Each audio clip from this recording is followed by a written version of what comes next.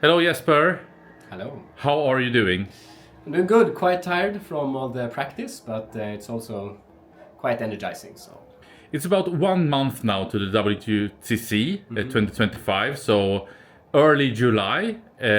We had patches coming, we've had the rules locks for WTC, but where is your head right now for the final bootcamp that you're running this weekend? yeah, so I mean, it was quite rock and roll with the patch that came. It was not that unexpected. There were some armies that we sort of expected to get touched a bit more, but they didn't. Then we had the ruling from WTC, for example, nerfing the TS mutant attachment, which was also quite interesting that happened. And I think it's a good thing, but it's also a bit even more things to adjust to. But now I think we have all the rules as they are. There's been a rules lock already, and that's where we put our bootcamp. So that's all the focus for now. Yeah, and last time we spoke, it was in Westeros, the Nordic Masters. You guys became the victorious, a very strong tournament from your end. How do you reflect back looking at Nordic Masters? And you had a few prospects at that point.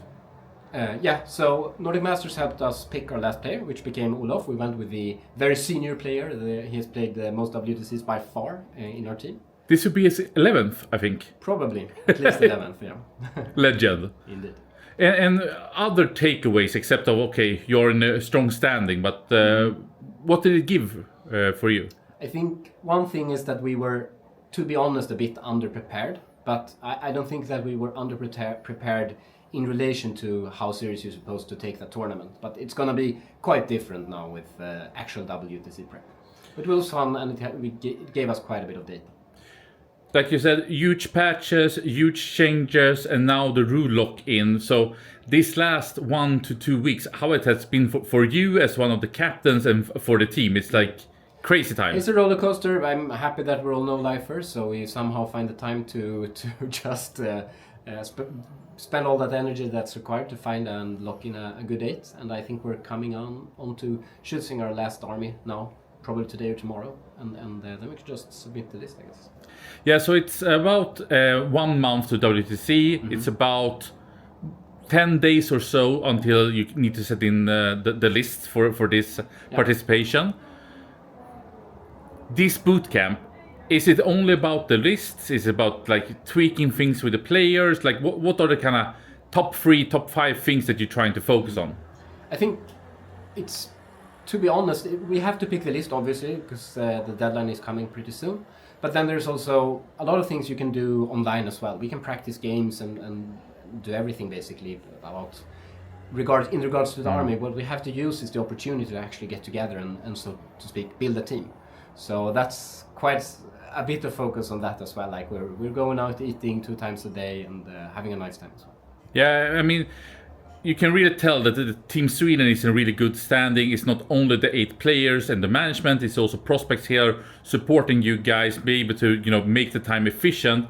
Basically, like, even though it's late today here on day 1, everyone is laughing by the end and having a really good time. Are you happy with the chemistry? Is it even better than last time? You haven't changed too many players? Or how would you rate Team Sweden in general? Like, no, I think, I mean, I haven't been on any other team, but I think what helps us is that we're in a quite, compressed community. So we know each other. We don't really compete against each other that much outside of WTC. It's always focused on the WTC tournament for the entire year. So we've been able to spend an entire year to build an even more close-knit team. So I think that's showing through now. And with this patch and players and changes, even though you guys have been like really serious almost by the start of this season, did you still get a bit overwhelmed? Have it like been almost too much and it's been hard to compress, or have you felt that you have the right pace all the time? I think we have the correct pace. I mean, it is, it's extremely unreasonable, the energy and time that it takes. But on the other hand, we were all prepared for it now. So, I mean, it's fine. and if we should talk a bit, of course, hard to say what will happen right now with the competition, but do you see that there's some clear, can we say, favorites that you will face? Do you have some dark horse at this point that people shouldn't underestimate this team?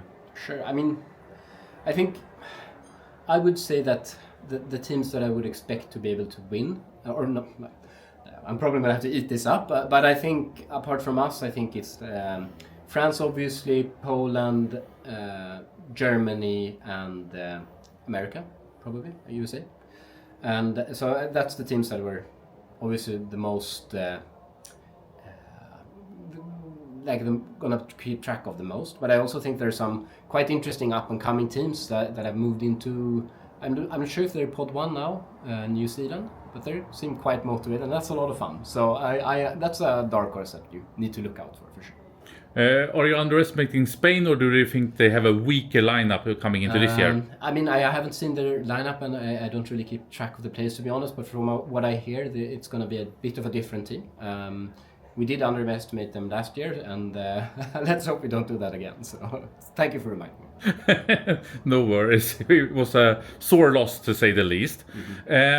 If hard to say right now, but if we say these last couple of months, is there some player within Team Sweden that have, maybe surprised you, or you felt over-delivered, or something extra, or do you feel that people are kind of delivering what you have expected, or you can also choose yourself if you want? No. I think Joel. Yeah, I mean, obviously, since he's with all his experience from competitive Magic, I think it's really starting to show through now. It took him some years to catch up to us who played a bit more or for a longer time, but I think it's really showing through now. So I mean, he's gonna be extremely strong. Understood. And could you say at the Nordic Masters, maybe not really at this boot camp, but that some of the players you can see that were, for example, prospects, that they are still lacking a bit, or do you see that you're getting a bit of a wider team? I think we're getting a wider team. Everyone is growing quite a bit, so it's quite the incubator, which is nice. All right. So it's about day one here. We have one more day of practice, and then it's list send in, I guess. I guess you will play quite a lot of TTS matches between. Yeah.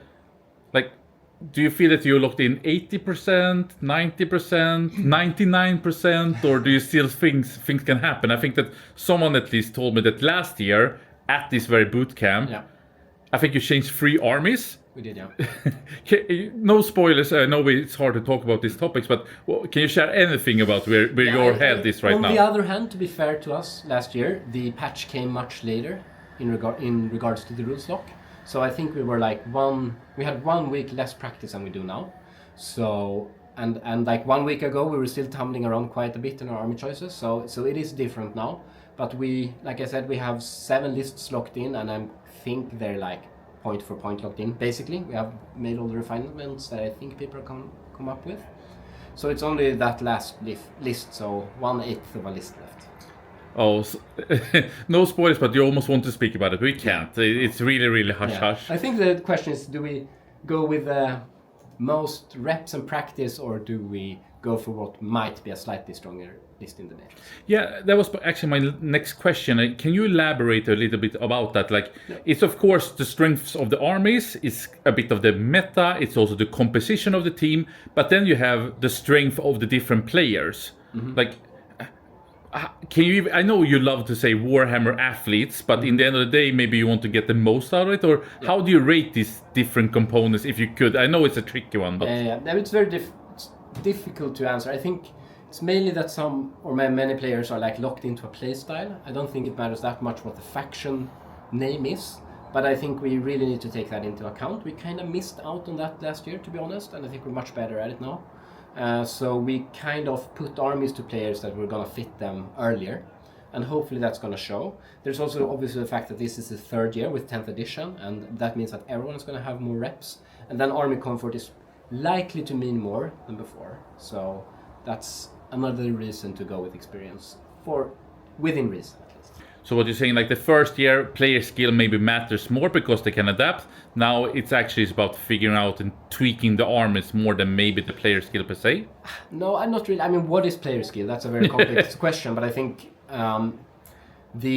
the amount of reps you're going to have with an army is going to matter quite a bit. If you have played 50 games or 10 games, that's a massive difference. And then you have much better intuition when going into uncomfortable matchups or new matchups and new players in a very stressful situation.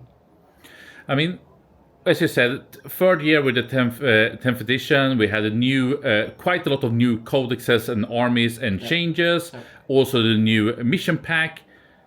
where's your head like on the 10th and Warhammer 40k? Is it the best than ever? Did you prefer last WTC? Like, what's the state of the game? And maybe also if you talk a bit personally, how you like it.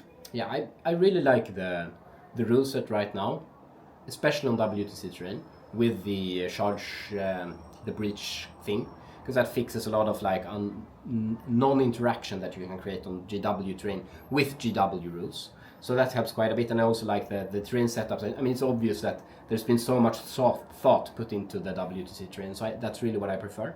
And I think that's when you play that now, it's a very enjoyable Warhammer experience. To be honest, I think the secret missions from before this patch were a slightly better catch-up mechanic than what we have now, because to be frank, they were mainly quite bad.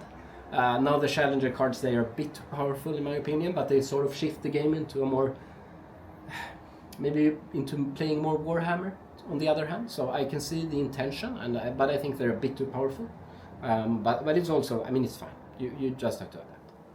Yeah, I mean, Secret Mission, it was kind of hated on, if you say last WTC and over the party, in the way that it was a bit too strong to go second and you could catch up. Yeah, if you played a Demon Primarch. But now, as you said, it's also that maybe just challenge cards are too harsh. But do you think also maybe the community is overthinking this part, and there are like it's an adaptation problem to go back into Warhammer in the way of killing your opponent more than maybe getting points? I think it's a lot about just adapting, but it's also there are some feel bad moments when like the one who's truly in the lead still gets a challenger card, and that's a bit weird. And for you, like now, I don't know how many codexes and changes we've had this just last month. Yep. Has that been fun because maybe Warhammer was a bit stale at some point, or has it been almost too much?